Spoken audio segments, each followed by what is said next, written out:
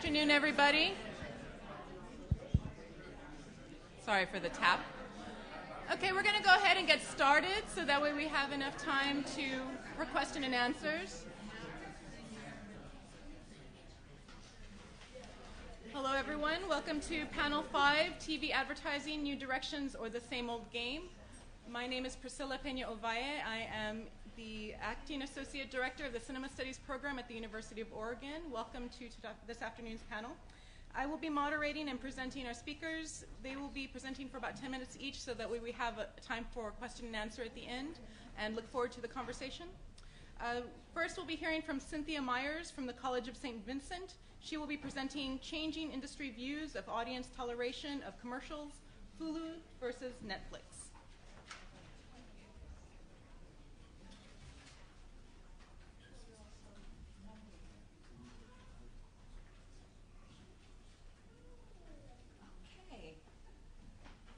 Hi, everybody.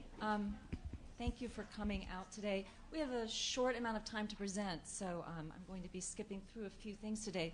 Really what I want to focus on today is the problem of commercial interruption. Broadcast television is based on linear television flows with commercial interruptions, and I want to look at online video, and I'm going to focus as a case study on just two services, Hulu and Netflix. Hulu, as you know, is based on continuing the linear television model onto the online platform. And Netflix, of course, is based, coming out of the video rental model, does the opposite. You can watch television programming without commercial interruption. I'm going to talk a little bit about the fact that commercial interruption has always been problematic in the media industries. When radio first started, people within the broadcasting and advertising industries were really worried that direct advertising would alienate audiences. They were really concerned that in the family home, that people would be repelled and alienated and they wouldn't listen to radio. So people actually in the advertising industry said, you know, we have to come up with a way of being able to commercialize broadcasting without alienating audiences with direct advertising, which is where the concept of sponsorship came up, where you had programs that were sponsored by an advertiser, but there was no actual advertising going on during the program. Of course, sponsorship has a bunch of issues with it, and I'm cutting that part out of my presentation. I'll talk to you about it later. But one of the problems is that sponsor control of programming was not audience responsive. It was about what the advertiser wanted to put on rather than what audiences were interested in. And the other problem was that advertisers couldn't follow audiences to programs.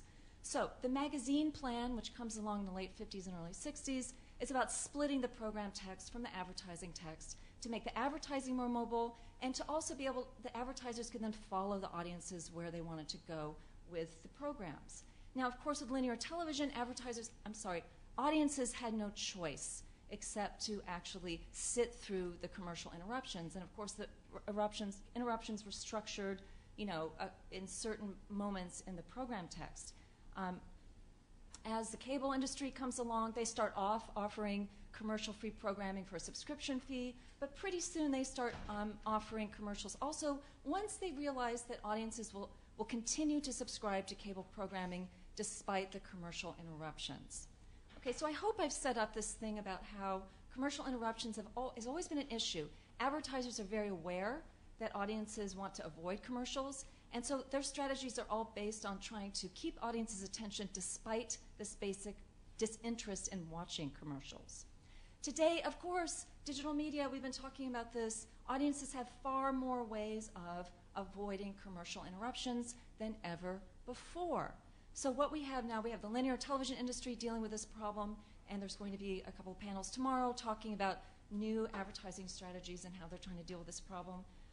But we also have new services that are actually trying to replicate and carry over this linear television model of commercial interruption into the online environment. And Hulu, of course, is the example that I'm giving here, and that Hulu is trying to replicate watching a TV program, but just time shifting it and on an online platform. Now, when Hulu got started, they had to promise television networks that they would have commercial interruptions. So instead of just a pre-roll ad only, for example, they had to promise that they would interrupt the program with commercials. One Hulu executive says, the media companies don't want ad-free versions out there. In fact, what the networks were concerned about is they wanted to continue to sort of train audiences that even though you're on the online platform, even though you're in a digital media platform, you have to expect commercial interruptions anyway. You know, you want a free program, fine. Now, the TV networks have been much more open to online media distribution for free compared to like the music and film industries because they've always given programming for free in return for audience attention to commercials. So Hulu is coming along and trying to replicate this problem, but they still know they have a problem with audience alienation, audiences not wanting to have their programming interrupted. So Hulu comes up with several strategies for dealing with this. First of all, they have a lower commercial load. They offer 4 commercials in a 22-minute program instead of 8. So that's the advantage. Go to Hulu and you don't have to watch as many ads.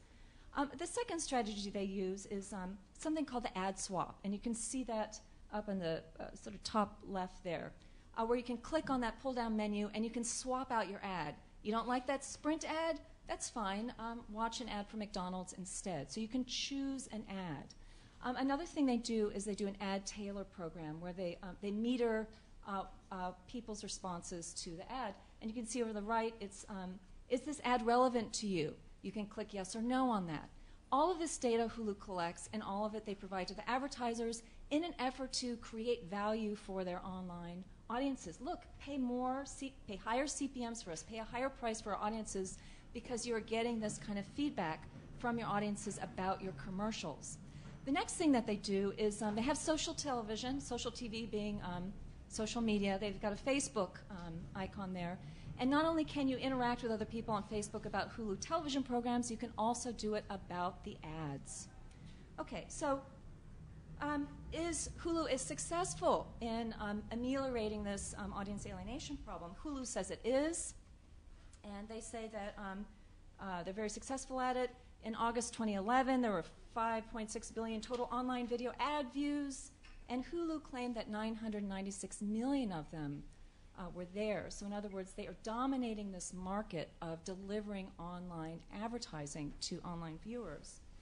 A study by a group called Freewheel, which is a video monetization firm, they claim that, and Hulu claims this also, that when people are watching long-form online video, they're more likely to sit through the ads. So they claim 81% of people watching like a full program are more likely to watch the ad than if they're watching a clip, like on YouTube, which is a short clip.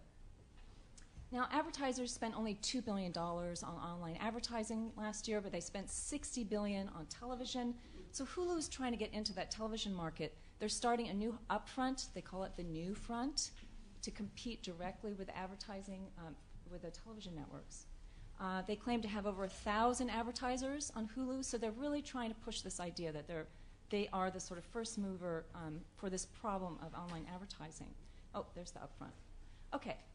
At the same time, Hulu is offering a subscription service, Hulu Plus, and they claim about 1.5 million subscribers, which is a little drop in the bucket right now in terms of viewership. However, they are claiming that the dual revenue stream that they're getting, both from the subscription fees and from the advertising, because those people, the subscribers also get ads, just like the cable networks, that's going to make them money, and it's going to give them more money to spend on more content. In other words, they're trying to raise more money to pay more content licensing fees. Hulu also might be joining the TV Everywhere ecosystem. I'm not going to go into that now, but you would have to be authenticated. You'd have to have a subscription to a cable operator, satellite operator, or a telco in order eventually, possibly, to get access to Hulu, which would completely take away their whole concept of doing sort of free broadcast programming supported by ads. So we'll have to see if that happens. Netflix, on the other hand, is kind of ahead of Hulu in terms of viewership and time spent. You can see that a lot more people, the top graph there is people, the time that they're spending on Netflix. Netflix has a comparable number of subscribers as, say, Comcast, somewhere between 25 and 30 million. But Netflix is doing something very specific. They claim that 50 to 60% of their viewing time is spent on television programming. And what they're trying to do is they're trying to do the long tail thing where they buy up a bunch of old programs and at a lower price, and so they can offer a long tail, deep library so that people can have options of lots of different programs so that they'll have a deeper library than Hulu can afford to have. Now, Netflix packages its programs in seasons, right? Hulu just shows a few episodes, and they're usually fairly current episodes, so it's more like a time-shifting service for the most part, not always, but most of the time. Netflix, on the other hand, it's not about time-shifting. It's someone mentioned earlier, it's about binging, right?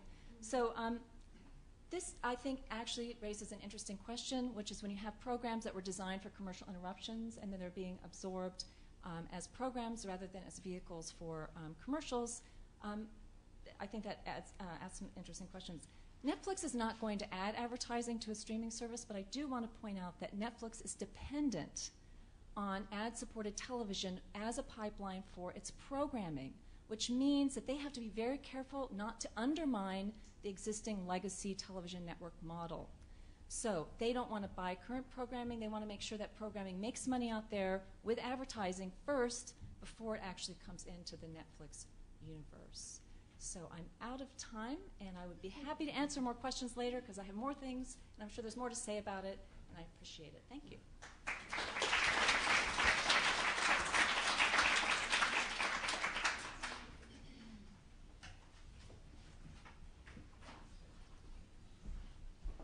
I want to thank our panelists for being sensitive to the time, so thank you very much for doing that.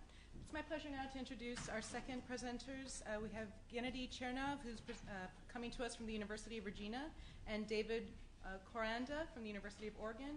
They'll be presenting consumer perception of advertising content within the context of local television news.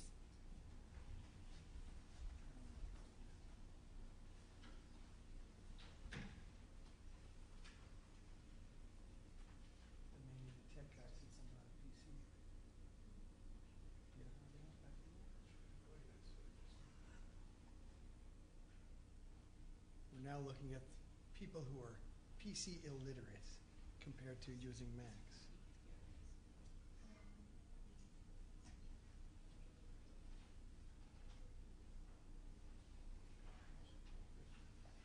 Okay. How do we open it to this?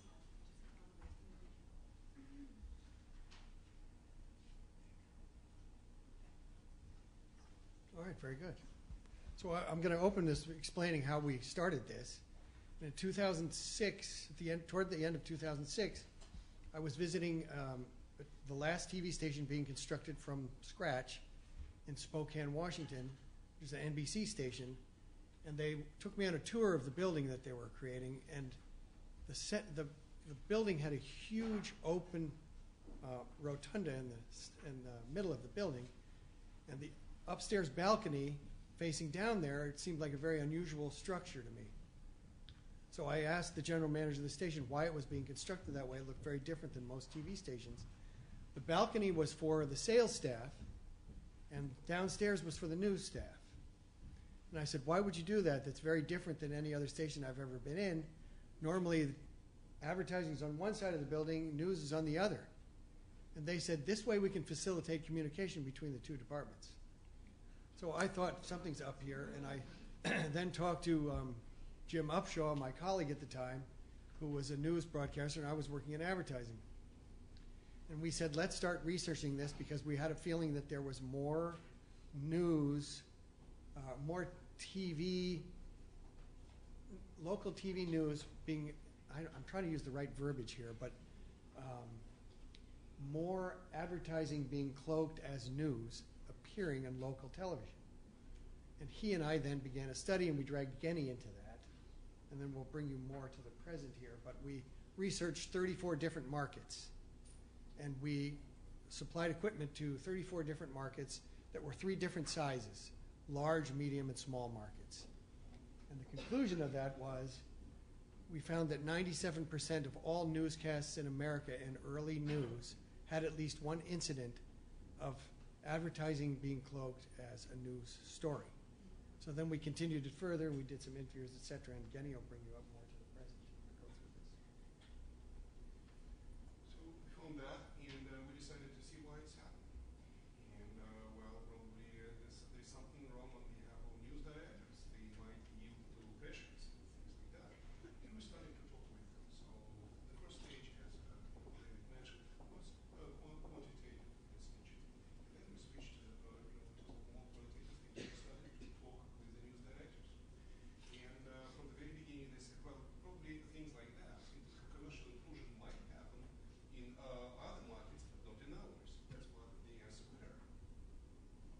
Do you hear me? Okay, so sorry for that. So what we did, we started to interview our news directors in different markets. And they started to tell us that, well, maybe there are some instances of commercial intrusion in other markets, but not in ours, because we would never allow for it. And then we started to talk a little bit more. So what they considered to be an intrusion. And then it turned out that the latitude of acceptance is pretty broad. So they said, well, if it's a slow day, then probably we would include something having, commercial content. And they considered it to be a news story if, let's say, a dealership would, contribute certain amount of money to the playground in the community. And we started to ask, well, what are the criteria for putting on air stories like that? And they said, well, you know what? It has to be novel, it has to be relevant, it has to be of the public interest. And I said, well, it's pretty much the same criteria for the news in general. How you distinguish between news in general and the news with commercial impact in them. And they answered us. And gradually, the answer emerged. If the event, commercial event, is staged as a news, is treated as such. That was our very short conclusion on basis of what we talked with news directors. And we talked, of course, they started from ethical guidelines. They talked at length about ethical guidelines, about how they would never yield to the pressures, commercial pressures, and so on and so forth. But it turned out that the level of acceptance is pretty high, and latitude of acceptance is very broad. That's what we found. The final question for us was, of course, well, how the audience, what would the audience think about these commercial intrusions? Maybe we as academics with certain leanings, would not like to tolerate it, but maybe the audiences, will put up with it. And we had two focus groups. One of them was in Eugene, Oregon, and I'm pretty sure that David would talk on that. But the other was in Saskatoon in Canada, very close to the place where I live. So, and what we found, at least what I found in the Saskatoon group, was that the key idea on behalf of the audience was, yes, we might detect that it's commercial intrusion. We might distinguish real news from the news which is not real, which is staged commercial event. But we would put up with it. We might be irritated with product placement if somebody would push us to purchase something, in the slot of hard news. But we would tolerate it. We will put up with it because we think that, well, we would like to get local news. We would like to get local content. And we understand that the only way to get it is probably to pay for it and including add-on value inside of the hard news blocks. However, we think that it should not take place in the news, so it should not meld together. And you would probably continue with that. Eugene, the focus group that we did in Eugene was quite similar, and that there were 3 men and 6 women between the ages of 35 and 54. They all watched the local early news every night. And it was interesting that how they defined what was news was whatever is informational and interesting to them. And the more we discussed it, we showed them some video of incidences that we would have considered to be, in our opinion, it was blatantly advertising. They thought that was fine because it was information that they were gathering. It wasn't something that they knew about before, so to them, it was news. The only time that they disagreed with it being too commercial was when it was blatantly an ad. And I had discussed with them an incident that I had a slide up here earlier that there was an A&P in Greenwich, Connecticut. There was a snowstorm coming. The reporter was standing in front of the A&P, and he was talking about how much snow was going to come, how much time we were probably going to be stuck at our homes, etc. So everything that you need for the coming storm is in this A&P. And to them, that was like, well, that's informational, that's fine. So the conclusion that we've come to from all of this, different news directors, different people that we found in the focus groups, they don't care. And that the people locally watching the news, it doesn't really bother them that this is, that there is advertising being cloaked as news, as long as it's informational to them. And we'd be happy also to answer any questions later then too. Thank you.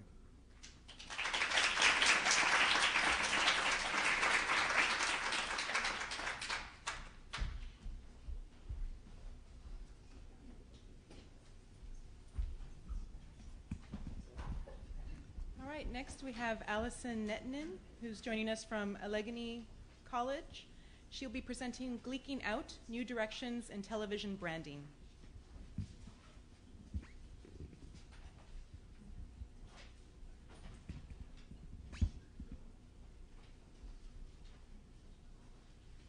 You're standing in a bustling school hallway. Colored, flavored ice suddenly rushes towards you and smacks your facial flesh. Other high schoolers in Letterman jackets gather, point, and laugh. You cup your fingers to scrape the slushy off as you realize this ice marks you as an outcast. Embarrassed? Rachel Berry experiences this in the 2010 pilot episode of Fox's musical dramedy series, Glee.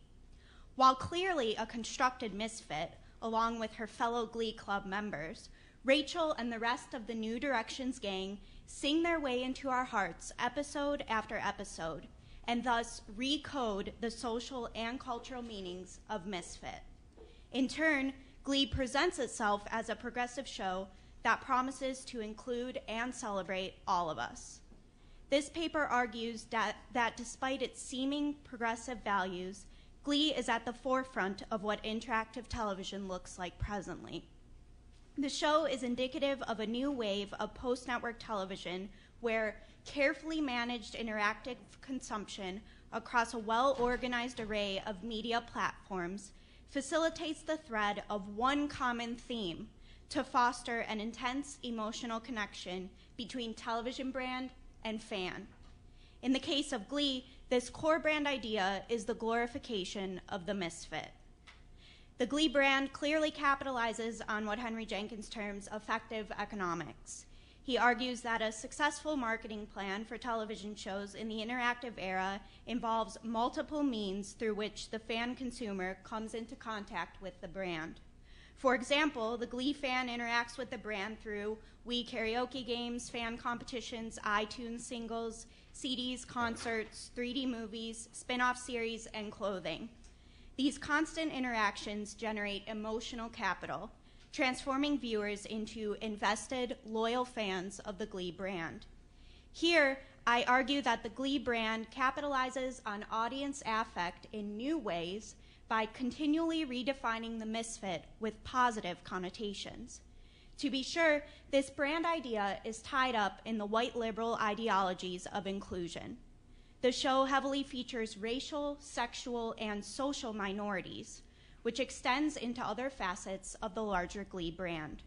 It is important to note here that this branding did not happen by chance. Glee brand producers, like 20th Century Fox chairman Gary Newman, attribute the success of the show to its consciously constructed theme and how it animates the Glee franchise. Newman explains, quote, "What is special about the series is it works on a number of levels, and the themes that run through the series, like inclusion, lend themselves to what teens are feeling," end quote. Clearly, the seemingly progressive politics of acceptance and tolerance of difference become the key ideas that hold the Glee brand together. Glee thus aims to complicate larger identity hierarchies beyond the overt high school hierarchies represented in the show. The Glee brand becomes crystallized when fans raise an L to their foreheads and self-identify as Gleeks. The made-up word becomes an empowering descriptor in that it allows fans to define themselves as outcasts and redefine the misfit within the white liberal lens. In subverting the negativity associated with exclusion, the Gleek label shows the power of the brand core idea in that it imbues brand connection and interactivity with a sense of increased social standing. Gleeks become part of a larger brand community and further the brand itself through fan blogs, websites, forums, Facebook pages, Twitter accounts, and other forms of social media. For instance, on gleethemusic.com, one fan identifies as the biggest Glee fan in a blog-type post among other fans. The Gleek writes, quote, "I've learned many messages from the show, like not to judge people and that I'm not perfect. I'm ugly, I fight with my friends, I ruin things, and sometimes I just look in the mirror and wonder whose reflection it is. Although I have lots of flaws, Glee helped me realize that maybe I am proud of being imperfect. So thank you. Please know that you are special, end quote. Here, the show's theme of inclusion emerges in the real-world setting, and Gleeks realize a progressive identity for themselves. In other words, Gleeks have an emotional stake in the success of the Glee brand because it directly relates to their identity validation. Further consumption of the Glee brand becomes a vehicle by which fans glorify themselves by contributing to the core concept of inclusion. Therefore, the Gleek has to continue to interact with the Glee brand in order to keep complicating social hierarchies to benefit theirs and the identities of other misfits. The fans feel as though they can subvert the social hierarchy by consuming the Glee brand and are indebted to the Glee brand for their new social status. In this way, the Glee franchise makes fans feel like good citizens. By creating and sustaining spaces of identity acceptance, Gleeks as citizens take steps towards social equality and implicitly have some power over changing or questioning current social structure. On another level, Glee presents the possibility of attaining fame and recognition from fandom and the Misfit label. Oxygen's spin-off show, The Glee Project, in which everyday fans of Glee compete for a role on the original Glee show, sends the message that Glee is accessible to the everyday misfit Gleek. In other words, the common fan can be rewarded and glorified through fame and talent simply through involvement in the Glee brand. On the Glee Project website, the cast bios illuminate the fact that the Glee brand characterizes its fans as unincluded, outcasted misfits. For example, a mousy, awkward, shy competitor named Ellis is described as follows. Quote, Ellis has been performing in amateur shows for 4 years. Always the outcast in high school, Ellis used her vocal talents and musical theater to find friends and express herself, end quote. Here, the Glee brand is extending the core ideas of their characters and fans into real-world people, illustrating that a real-life misfit can become glorified and accepted when the Glee brand is involved. Now, the glorification of the misfit is no longer a fantasy, but a reality, at least for Ellis. The Glee Project provides an outlet in which the fan misfit can realize his or her dream because the Glee brand liberally applauds minority identities. However, the Glee brand is problematic because while its brand idea glorifies inclusion and abolishment of hierarchy, it simultaneously creates a hierarchy of fandom. The more fans consume, the better fans they become. Only the fan that consumes the most can become the ultimate Gleek. To concretize this point, in the Glee 3D concert movie, one of the featured super fans has pictures of Glee all over her room and is sporting a Glee t-shirt. Further, a Facebook competition called Gleek of the Week asks fans to answer the question, are you the biggest Gleek? The possible reward, a shout-out, complete with fan photo, will air during a Glee episode. Written in all caps, one fan writes, quote, I think I should be Gleek of the Week because I love Glee so much. I have all the seasons, and I watch them over and over again. I never miss an episode of Glee. I have Glee pajamas and a Glee shirt and 5 Glee big posters in my room and also a Glee comforter for my bed. Glee is my life, end quote. Both of these examples illustrate that the possibility of reaching the top of the fandom hierarchy fuels the fans to further consume, and consume. Therefore, we should not be so quick to hail Glee as a progressive show. The core idea of inclusion that creates brand loyalty at the same time recreates a hierarchy in which some misfit fans can still be vulnerable to the misfit label as misfit consumers. Identity hierarchy is not wiped out like the Glee brand compels fans to think, but rather is merely repackaged into a consumer hierarchy that motivates fans to Gleek out.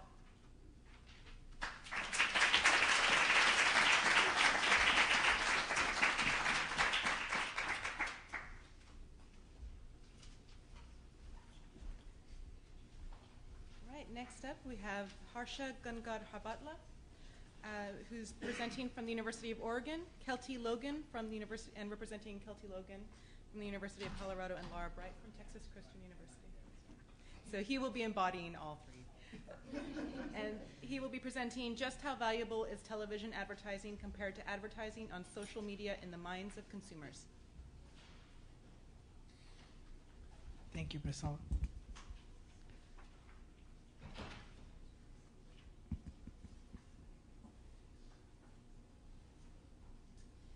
Hi, thank you for being here. I'm going to take this one. Okay, so my name is Harshagun Godlove, and I'm an assistant professor down in Eugene at School of Journalism and Communication. My co-authors couldn't be here. One of them is actually planned, and her mom got really sick, and she had to drop last minute. So anyway, so what I'm going to be talking about today is how valuable, essentially answering the question, trying to answer the question, how valuable television advertising is compared to social media advertising. Now, I have to start with a few limitations and set the tone, because I know this is not, I mean, in terms of value, what we're looking at is asking consumers how valuable they think it is. It's not, in estimating hierarchical models or, sales and all of those things that advertisers would really like to know. But we're looking more at what consumers think. So it's in the minds of consumers how valuable they think it is. So before I talk a little more about the value and what we did in this study, I'm going to talk a little bit about social media and throw some numbers at you. And I know you guys all know these numbers, and you've heard them throughout this conference and many other. There is about 80% of Americans that are online, and of which 60% of them use social networking sites. Numbers are increasing, and you have about 845 million users on Facebook alone. So if it were to be a country, it would be, I think, the third largest country. And what this translates to is that advertisers and marketers are increasingly spending more money on social media, and a lot of this money is coming, it's not money that's generated, but it's being diverted from traditional television channels and medium. So in terms of spending, it's going to be, right now it's about $3 billion, but it's expected to triple in the next 5 years, so there's a lot of money that we're talking about here. So when you talk about value, how do you calculate value? Well, for advertisers, it's about awareness and change in attitudes and, sales and word of mouth generated referrals and repeat purchase and all of those things. But unfortunately, we're not going to be looking at all of those issues, because I know they have enough money to do that, and they probably figured it out. But what we're looking at, what we were interested in is what consumers think. How do they perceive value in advertising in general, and then looking at advertising on television and on social media, mostly Facebook. And in order to look at this, we went in literature and looked at some models through which advertising value has been established. The one model that's been repeatedly cited in literature is the Coffee model, which talks about 3 dimensions to advertising. In other words, value of an ad could be drawn or is dependent on these 3 dimensions. One, how informative the ad is, what information you're getting from, which is a really significant predictor of how valuable consumers think advertising or particular ad is. And then you have entertainment value. It's also positively related to the value. And then the one dimension that's negatively related is how irritating, how annoying the ads are, how interruptive they are, disruptive, and all of those things. That would be negatively related to the more annoying and more interruptive the ad is, then the less value it has for the consumers, right? So what we did is our contribution to the study is we went ahead and added 2 more dimensions to this. We thought credibility of the advertiser or the ad would also be an important factor that would be related to the value. If somebody perceives something to be credible, truthful, then they probably would place more value on it. Since we're now in the realm of social media, internet, interactivity, we also wanted to add another dimension to value, how interactive this ad is with the consumers that come across these ads. So literature suggests that the more interactive ads are, they're more positively related to the value. So we wanted to test this out. So our research questions, again, so we have access to college students. This is the second limitation for those of you keeping track of the limitations. We don't have access to all the consumers, but So we started off this as a pilot project looking at college students. So our research questions are related to college students. So how do they perceive the value? What are the differences in different ways, or differences in the value that they perceive in television advertising and social media advertising? And finally, how does value relate to attitudes? If somebody values something, would they be, this is an obvious question. I think it will be positively related.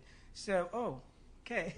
So I guess I have to skip through some of the methodological issues. But there's one big slide that I want to talk about because I have only 5 minutes. This is the value question. So advertising in social media is one on the right-hand column, and then the television is on the right hand. So you can see the means and the mean differences, and all of them are significant except irritation. You would expect television advertising, well, it's higher in irritation than social media, but there's not big difference between. So people think both of them are irritating, which is a no-brainer.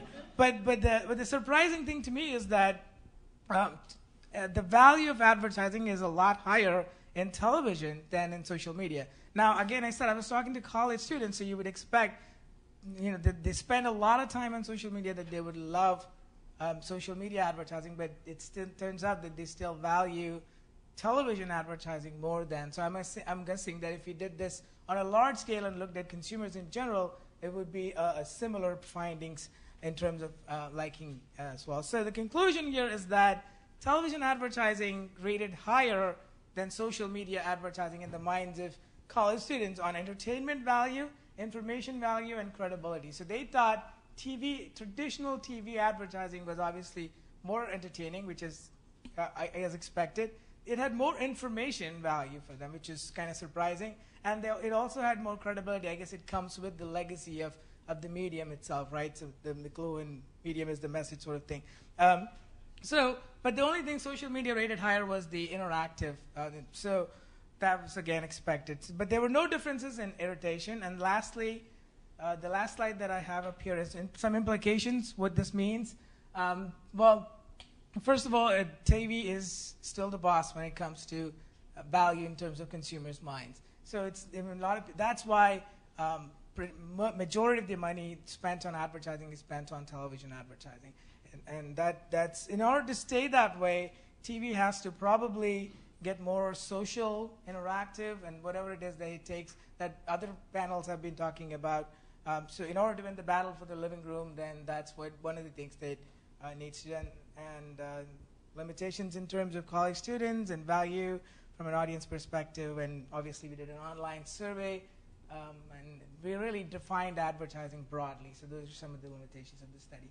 But I'll be happy to answer any questions that you might have at the end. So I'm going to end this now. Thank you so much for your time. I appreciate it.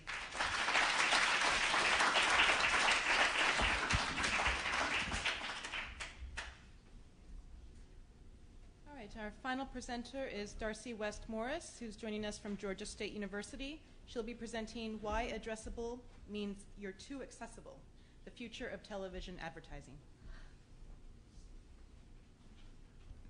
Thank you.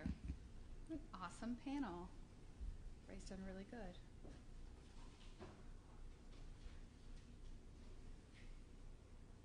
Okay. So I'm talking about addressable advertising, targeted advertising, which has been in the news quite a bit recently. I'm going to briefly discuss online targeted advertising. That's kind of the model that I think television is chasing. We're all very familiar, I think, with the fact that we've got cookies on our computers. Facebook and Google are watching our every move, our click-throughs, our purchases.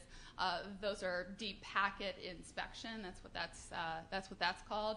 Ad networks is the online advertising model. So if you have a demographic, if you're an advertiser and you have a demographic, your target audience, you go to an agency who will compile a set of websites where you are most likely to reach that demographic, and that's where they're going to make some deals for you. So rather than making a deal, the traditional television model, you make a deal with CBS, and you get the CBS programs that will reach your targeted audience.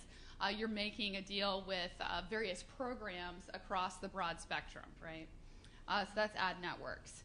Now, targeted advertising on television. The idea is we've all got, or those of us who have cable subscriptions, we all have set-top boxes. There's a lot of data that's being compiled in those set-top boxes, and just so you know, we're all being watched. That information is definitely being used by the industry, and the industry isn't capturing personal identifiable information, so it's not linking your name and your address with your viewing behavior, but it is linking your viewing behavior with a code that corresponds with a larger set of data, such as demographic data that might exist about your neighborhood, your section of the city that you live in, or your zip code. Then data mining is used, where they take the information that they have about your viewing data, that's aggregated with information about the zip code where you live, and then they produce predictions about what you like to watch on television. Right now it's most commonly used in video on demand, but the goal definitely is widespread adoption. I went to the cable show in June of last year and got to hear a panel on targeted advertising, and I thought this quote was fantastic from Chris Faw at Time Warner Cable. He said, "With our data, I can tell what time college kids get home and when they fall asleep. The data tells you everything." So just to give you a brief idea of the kind of information that's being captured. So why now? Why targeted advertising on television right now? Well, first, as we are all aware, and as we've heard panelists discuss all day, there are a lot of threats right now to the traditional advertising model. A lot of fragmentation, a lot of audience fragmentation. You can view in different ways, consume media in different ways, and also, of course, there are increasingly more ways to avoid advertising. Also, television advertisers are seeing, or rather networks and operators are seeing a lot of competition from the opportunities that are presented by websites like Hulu. Hulu can capture a lot of information about their viewers. It's fairly accurate, and it's definitely very specific. One of the panelists in that cable show panel that I just mentioned said that the set-top box data is like the holy grail for advertisers. It's what everybody wants. Another great quote from Chris Faw: folks are consuming more media in different ways, and here's the good news: they could be consuming 2 or 3 ads at the same time. So good news for you and me, right? That'll be a day. So the key stakeholders in this debate, obviously television viewers, we're the ones supplying the data whether we like it or not. Multiple system operators, content providers, agencies and advertisers, and then the data processors, which I've got a few up here represented. I'm going to talk a little bit about Canoe Ventures. As you all may have heard last week, they definitely dropped their investment in interactive television. But they are still working on targeted advertising. The goal of Canoe, first of all, it's pretty significant because it is a joint venture of the 6 largest MSOs in the country. They're all invested in trying to figure out how to make this targeted advertising thing work. The goal is that advertisers can create more meaningful and direct connections with viewers, while at the same time advancing their brand building efforts and endowing consumers with the power of now. So some more good news for us as consumers. We have the power of now. This set-top box data is used to sell advanced advertising opportunities, but it's also useful in carriage negotiations for networks and also for operators as well. Again, more data, you get a clearer picture. I do have a clip from Comcast Spotlight, but I'm going to skip it in the interest of time. This information, this is demographic information I got about East Portland from Comcast Spotlight's website.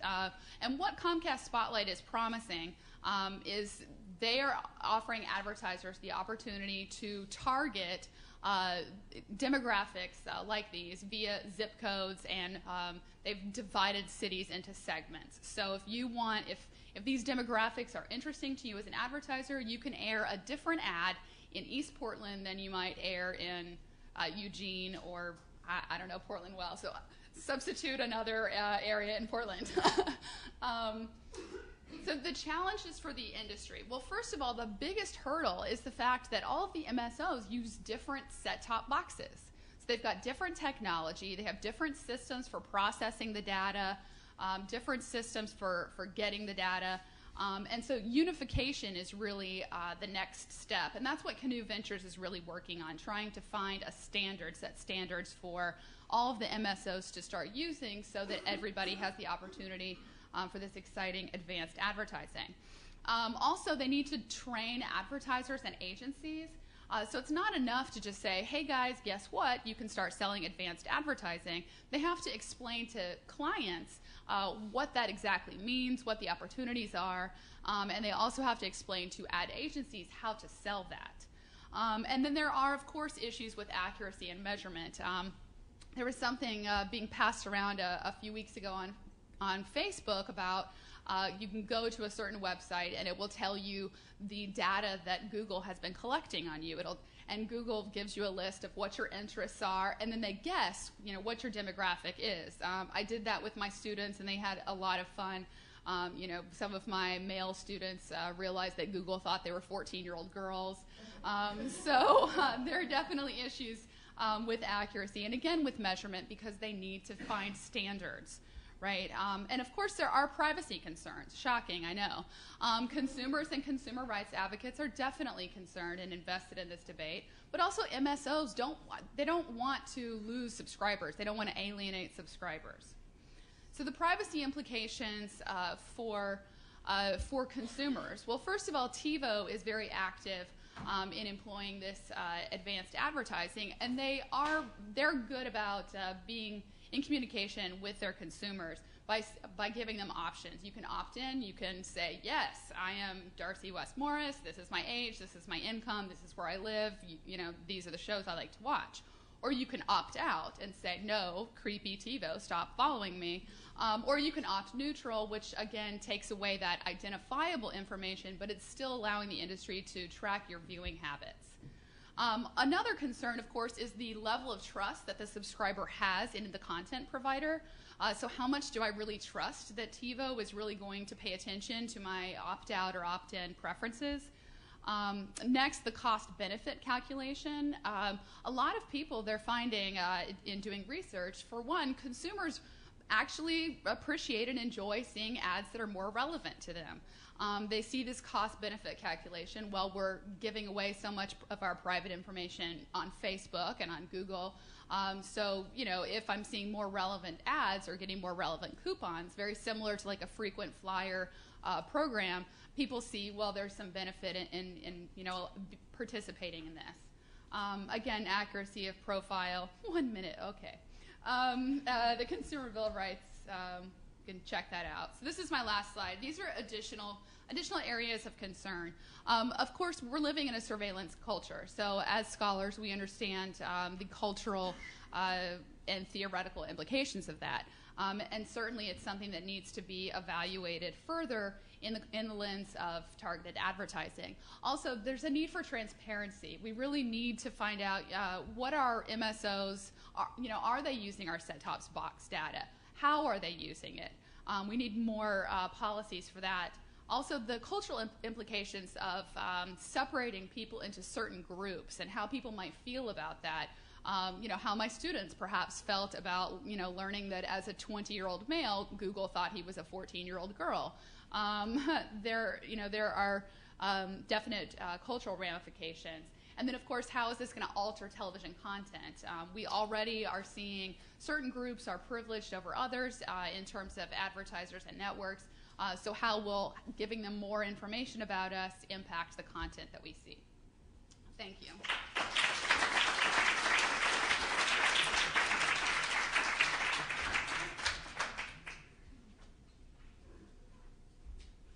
So I'd like to invite the presenters to sit up here, and we'll take some questions.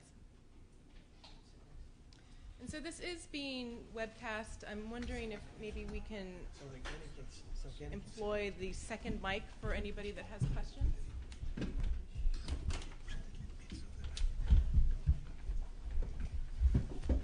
Don't fall off. I will test it out. It's getting a little cozy.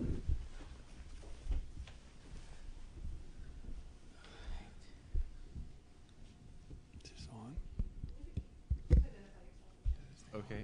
My name is Lee McGuigan. I'm from the University of Western Ontario.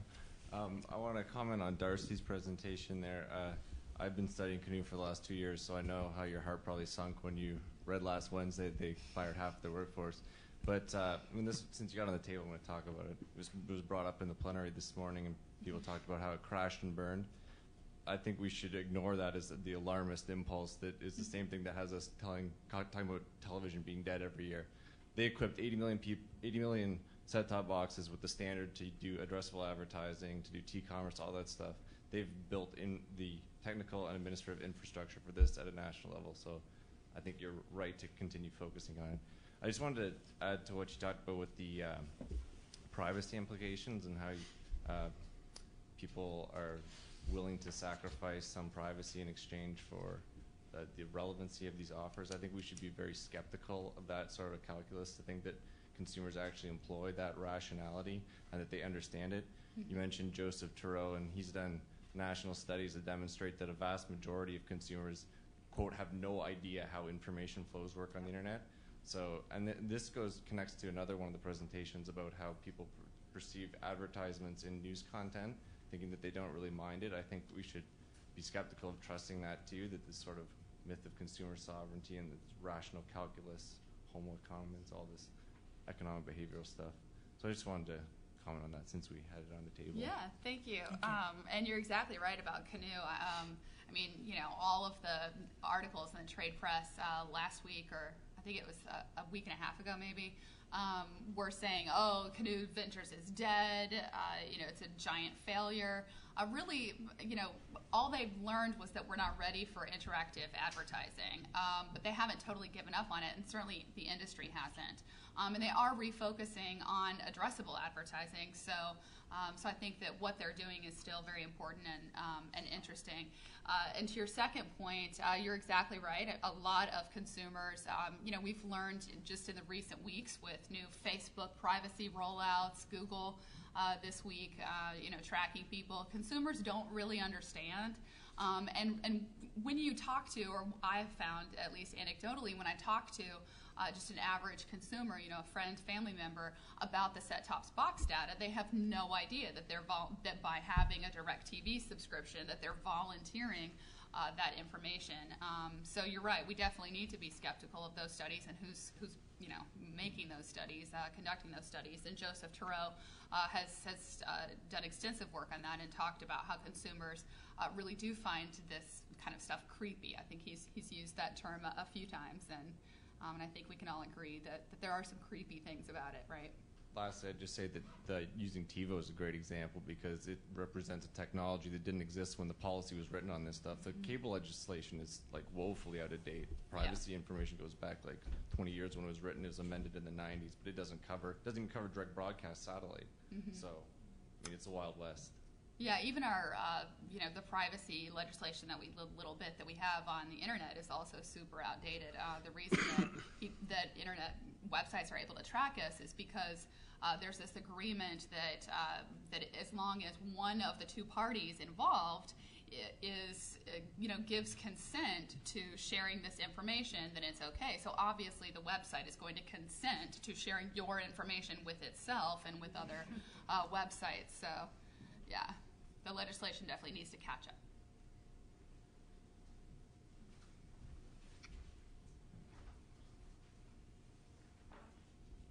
A question for you, Cynthia. First of all, how many in here are Hulu watchers? Okay. Okay. And how many are both Hulu and Netflix subscribers? Okay. So, one of my aggravating points in life is that people who aren't in the computer industry, for example, and who did research and advertising never used one, you know, so it was always kind of out of kilter. But I think Netflix and Hulu are getting more popular.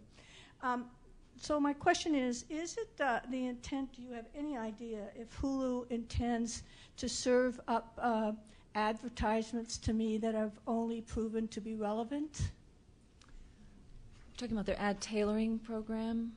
if they intend In other words, they ask me now, and it's quite clear that I can say no to cars because I don't drive them. Right. But it's clear that that's not going anywhere in terms of what actually is served up to me. Well, they're limited by which advertisers are wanting to advertise to you. So I think what they're doing more with the data, and I don't really know exactly, maybe someone else would know, is that they're using that information to inform their advertisers. Right. I assume rather than that, to serve you. But wouldn't it be a natural extension? It would be. And Yeah. I think their challenge is to get more advertisers who want to find you. Right. And then the second thing I just wanted clarification on is that it's your understanding that Netflix will never, is laying off the most current in order not to get into any big fight with anyone. Right. And you see that as a strategy that will extend sometime into the future? I do. And what I didn't get around to saying in my presentation is that Netflix is talking about itself as like a cable service. They compare themselves to HBO rather than to Hulu, where they're trying to provide a non-commercial interruption service. But the way that they can do that economically efficiently at the moment is to only do old content. However, like HBO, they're beginning to develop new content. It's already been mentioned here at the conference today, because they know they need to keep a content pipeline moving, but they're not in the position yet to generate enough content yet, so they must maintain those relationships with those legacy suppliers, which means staying way out of the way of interfering with their current ability to capture advertisers for the premiere episodes, for the current season, and so on. So that leads to my third question. I have been able to get my broadband cable connection down to $20 a month for high speed. And I've noticed that with that $80 I was saving, almost $100, I'm now buying video. I'm now subscribing to public PBS, much heavier monthly. I'm buying Netflix. I'm buying Pandora subscriptions. I'm buying Hulu subscriptions. And I just wonder, given the large cost of broadband that we're all being taxed with unreasonably so, in my opinion, do you see, is that being weighed in the fact that we're paying for that distribution cost that's, like air? There is a big fight going on out there, and I can't really speak that well to it, between providers like Netflix and the Comcasts of the world, the backbone providers. Comcast was trying to say that they wanted to charge a certain backbone provider that provides a lot of the Netflix data streaming more money because the Netflix streaming now is taking up, 30% of it? Somebody out here knows what these numbers are. I don't know what they are off the top of my head. But Netflix is now 30% of the bandwidth of all the streaming that's going on out there, something like that. In terms of, it's really about who's getting the money. The broadband providers are getting the money, and right now they want more money because there's more broadband demand because of Netflix. And Netflix is pointing out, hey, you guys are actually getting more subscribers who are upgrading because of our service, so don't turn around and try to charge us more money. So there's all sorts of fights going on out there about, it's always about the money, always.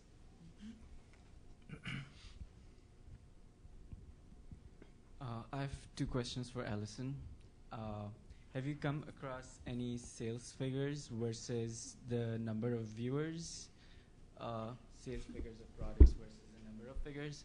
And the second question is, do you think branding or sales aspect overshadows the identity politics in Glee? I'm still very early on in this project, so I haven't come across any sales figures as of yet. But as far as your second question is concerned, I think that always the consumption and this idea of, the constantly wanting to consume is always going to be an issue. So I think that's what I was trying to raise, not to overshadow the fact that Glee still is doing progressive things with identity. I just think that it's not in the most progressive way that people are currently hailing it as.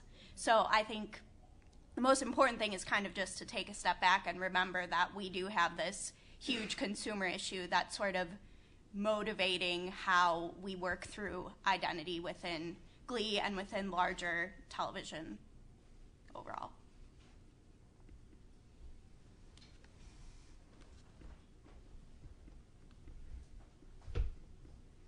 Please identify yourself as well.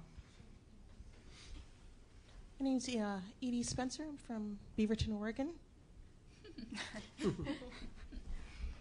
I have 2 questions, one for Allison and then one for Gennadiy. Did I pronounce that correctly? Okay. So I'll address it first to Allison, then to Gennadiy. Allison, when you were describing the whole Glee phenomena, it kind of reminded me of what my sister used. My sister's older than me by almost 12 years. When she went gaga for like the Partridge Family or whatever back in the day, and so it kind of reminded me of that. But if I was to ask her, well, what did you do about it? She said, well, I learned to play the piano. She's a really good. She was for a brief time she was a concert pianist. Are these kids, young people who love Glee, like just if Glee was a doll, they would hug it and call it George. Are they going out and doing stuff other than entering Glee contests? So are they starting clubs at school for Glee, or are they starting clubs at school for transgender or gay or lesbian students, that sort of thing? Are they actually doing something? Are they doing the equivalent of, I think for Star Trek, well, getting out of mom's basement?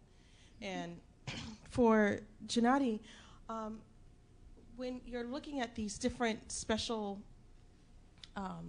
segments on the news, and you see that the news people are dressed in a particular way in in certain jackets or coats that could only come from like Columbia Sportswear or whatever, how can you separate as being the consumer?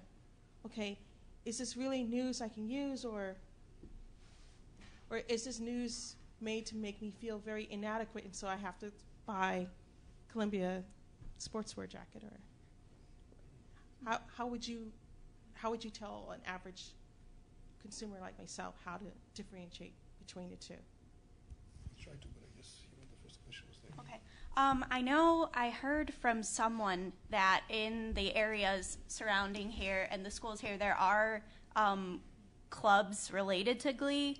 I've also read information that just like Glee clubs in general across high schools and musical theater productions, they're becoming more prominent in terms of the, social hierarchy, and are just, I guess, have added to the social hierarchy fame, if you will, of high school. I also know that there's a character in Glee who played a bully, and now he is on an anti-bully campaign.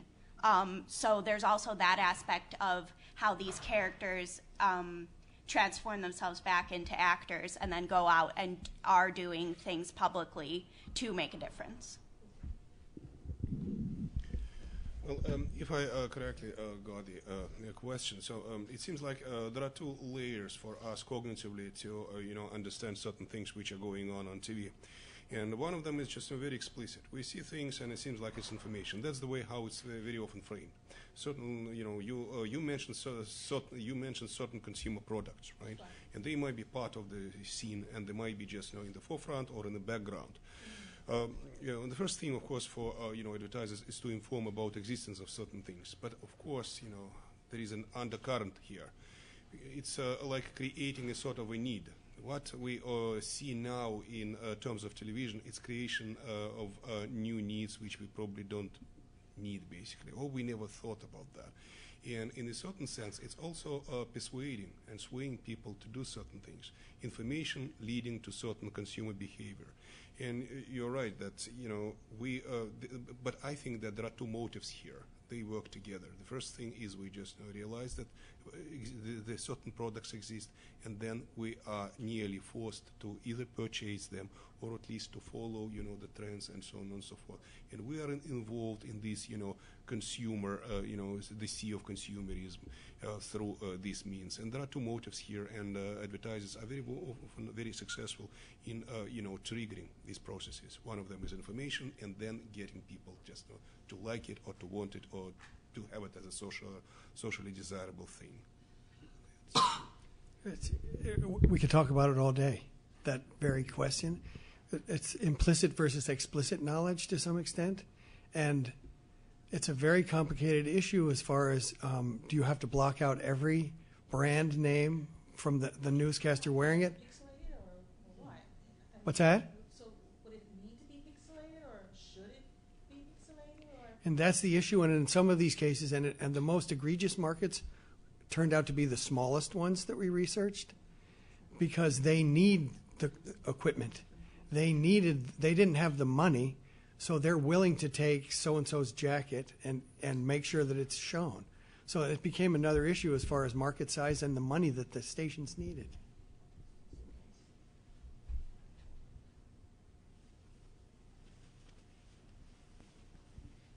Hi, I'm Michelle Helms from the University of Wisconsin-Madison. I have a question for Harsha. I'm wondering, how did you define internet advertising? What did it comprise? Everything from banner ads to, inserted, TV commercials you could just click on and play, or did you limit that? Well, we only looked at social media ads, so we described it as ads that you would see on Facebook and promoted tweets and things like that. So it was very narrow in the sense that it's coming from within the network, social networking sites.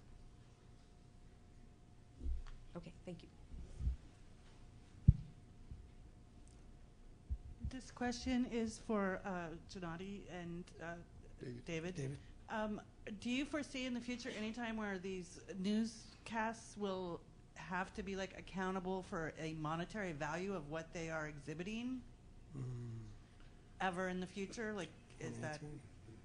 So I guess, again, we might, try to answer both of us, because, my background is mostly now in Canada. And we have, first of all, we have public television, a rather strong one, with very limited advertising and with very certain guidelines, ethical guidelines, which, are pretty just strongly followed. But my understanding is still that, there is erosion of this, border between, what is considered to be legitimate in terms of, the news. It's more and more not only advertising, and stealth advertising. It's more and more consumer reports, health reports, and other segments which have consumer value, which has also some entertaining value instead of hard news as we know. My my prognosis will be that we'll have this border blending further and further. And unfortunately, for those of us who think that television news should serve as informing and educating people in terms of democracy, in terms of intelligent choices in public life, it's becoming more and more a blend of anything goes, with consuming and consumerism being in the forefront. There's been a lot of governmental discussion about what kind of labeling does there need to be, and most, but not all, but most of the TV stations will run a crawl at the end saying this wardrobe has been brought to you by, or was given as a gift, or et cetera, et cetera. But then it becomes, is that a commercial message, or is that informing the consumer, as the consumer of the news? So there's a lot of discussion. I don't know if we can answer it yet, and I don't know if it should be because it also came up that it's cutting into the time of the newscast, the more time that you use for that kind of stuff. We have a question in the back. And this question is for Harsha. Harsha, I know that in your study you were measuring the variables against how people who were social media users and television users. But what I'm curious about, and there may be research on this that you know of, the priority of those variables, if you're just looking at what's most important when people are looking at an ad, is it information that comes to the top in terms of being most important, or credibility, or entertainment? Are you aware of a hierarchy of those? Yeah, actually, we did run. Sorry, I apologize. I had to skip through the slides, but we did run a regression to find the regression weights on the value itself, and I forget the top of my head, but I think for television it was entertainment that came up the most. Thank you.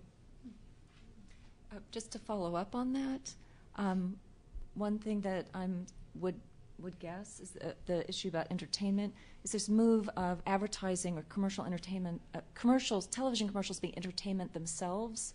I'm sure you're all aware of the Old Spice ads on YouTube. Right. The last slide I didn't get to show was the 22 million plus views of one of those Old Spice ads, and that this issue of, instead of interrupting audiences during a program, which is so irritating for them, that this sort of move towards making commercials that will make audiences want to go to the commercial as content or entertainment itself. And I think we're going to see a lot more of that.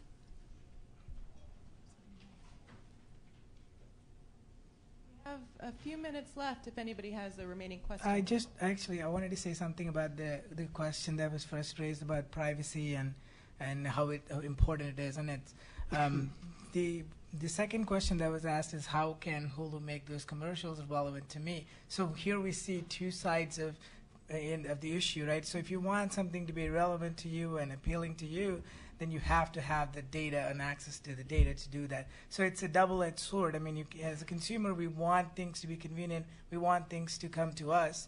But at the same time, we don't want anything, any of our information to go. But Dave, you want to say something about it? It is a confusing issue that we discuss a lot. And if you've ever bought a book for your mom from Amazon, the next thing you know, you got, that's not for me. So there is a question of like, do I want to completely opt out and not? And it's a very complicated issue of whether we want to have very specific information sent to us, then what do we release? And is it just an algorithm or is it specifically me, et cetera? So it's an ongoing debate which will become even more complicated. And consumers do seem to appreciate suggestions from Amazon, but at the same time, Netflix. Right, and yeah, exactly, right. Yeah, which we saw in your screenshot. But it's that cost-benefit calculation, and the fact is that everybody's different. Every consumer is different. My mother doesn't want to use the internet. She's afraid that it's going to know things about her, that her identity is going to be stolen. And my students, and I would gather a lot of yours, are fine. Okay, right. Who cares? Whatever. Right. Their whole life is on Facebook, but in a public profile. Yeah. So. Yeah, I've noticed that it's. I mean, I have no research to support this, but the younger generation seems to not care. And there could be also a shift in the way the world is working, too. I mean, now we have a president who's openly said, I've done coke and I've written a book about it, and nobody cares about it, right? So the kids are growing up to things that they don't really care too much about. Mm-hmm. But, yeah, I think he wants to follow up. Yeah, well, what's interesting, though, I think, is that the intellectual support for this is coming from the marketing literature and also from a lot of the academic stuff on it is entirely duplicitous. So it says that both parties, the consumer who gets these relevant targeted offers, the convenience and value of customizing the marketplace infrastructure to suit their payment interests and all these sorts of things, they get value. But also, it's the businesses who are feasting on a buffet of consumer information. It's its actual practical application is almost invariable, not perfect, but very often not used necessarily to appeal to the consumer's best interest. And they're bold in the marketing literature on this. They're targeting this as impulse purchases. Yeah. They make no bones about saying that our business, the T-commerce stuff, and specifically in like new ventures, their whole business model is premised on the entertainment factor of television, inspiring people to consume things instantly. Right. And, like, the power of now. Yeah. So, I mean, the psychological research demonstrates that this totally undermines any claims to there being this consumer rational consumer able to calculate meaningfully the cost and benefits. First of all, they don't have full information of what is entailed in this contract, what information is used. And No, you're exactly right. I think also it's useful in these discussions to look at Facebook. Right, and some of the, every few months, Facebook has, sends me a message letting me know that they're, changing my privacy settings again, right? And there is some backlash that we see in, from consumer rights advocates, from people who are very invested and concerned about privacy, And we see some pushback in the mainstream media as well. But then we also look at the numbers, and not a lot of people have quit Facebook since they recently changed their privacy settings. So, and you're right. The consumers aren't exactly informed, and that helps the marketers and Facebook. But at the same time, even I don't know. A lot of further research needs to be done. Unfortunately, we are at time, but I want to thank our panel and our audience for great